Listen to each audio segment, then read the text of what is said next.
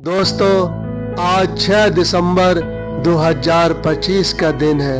आज ही के दिन परम पूज्य बोधिसत्व भारत रत्न डॉक्टर बाबा साहब अम्बेडकर जी का परिनिर्वाण हुआ था।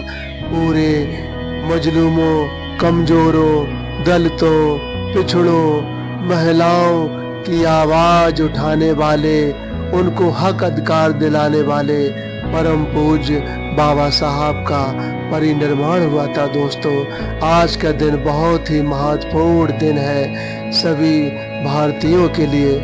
डॉक्टर भीमराव अंबेडकर का परिनिर्वाण 6 दिसंबर 1956 को दिल्ली में हुआ था और उनके अनुयायी इस दिन को महापरिनिर्वाण दिवस के रूप में मनाते हैं। सभी लोग अपने घरों में, पार्कों में और सरकारी संस्थानों में बाबा साहब को याद करते हैं। बौद्ध धर्म में महानिर्वाण या मुक्ति का प्रतीक, जहां उनका अंतिम संस्कार मुंबई के चैत्य भूमि में हुआ, लाखों लोग श्रद्धांजलि देने आते हैं, क्योंकि उन्होंने अपने जीवन के अंतिम समय में बौद्ध धर्म अपनाया था और उन्हें एक बौद्ध गुरु के रूप में भी देखा जाता है।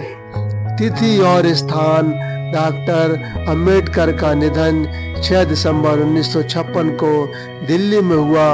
उनका अंतिम संस्कार मुंबई के चैत्य भूमि पर हुआ। बौद्ध धर्म में परिनिर्वाण का अर्थ मृत्यु के बाद निर्माण या मुक्ति प्राप्त करना है। क्योंकि बाबा साहब ने अपने जीवन के अंत में बौद्ध धर्म अपनाया, इसलिए उनके निधन को महापरिनिर्वाण कहा जाता है। लाखों अनुयायी इस साल 6 दिसंबर 2025 को चैत्य भूमि पर उनके अस्थि कलश और प्रतिमा को श्रद्धांजलि देने जा रहे हैं। 14 अक्टूबर 1956 को नागपुर में उन्होंने लाखों समर्थकों के साथ बौद्ध धर्म अपनाया था और उन्हें एक बौद्ध धर्म गुरु के रूप में भी सम्मान किया जाता है। बाबा साहब ने पूरे बहुजन समाज के लिए बहुत ही अथक प्रयास किए, उनको मानव होने की लाइन में खड़ा कर दिया। जिनको मनुष्य नहीं माना जाता था, बाबा साहब ने पूरा जीवन उनके लिए अपना न्यौछावर कर दिया। बाबा साहब के इस योगदान को कभी नहीं भुलाया जा सकता है।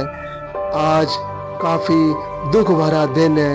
यह दिन भारतीय संविधान के निर्माता, समाज सुधारक के रूप में उनके अतुलनीय योगदान, विशेषकर दलितों के उत्थान, सामाजिक न्याय के लिए संघर्ष को याद करने का दिन है। महापरिनिर्वाण दिवस डॉक्टर अंबेडकर की पुण्यतिथि 6 दिसंबर, जो उनके बौद्ध धर्म अपनाने, मुक्ति के मार्ग के प्रतीक के रूप में माना जाता है और यह उनके जीवन को सामाजिक न्याय के लिए संघर्ष और श्रद्धांजलि देने का दिन है।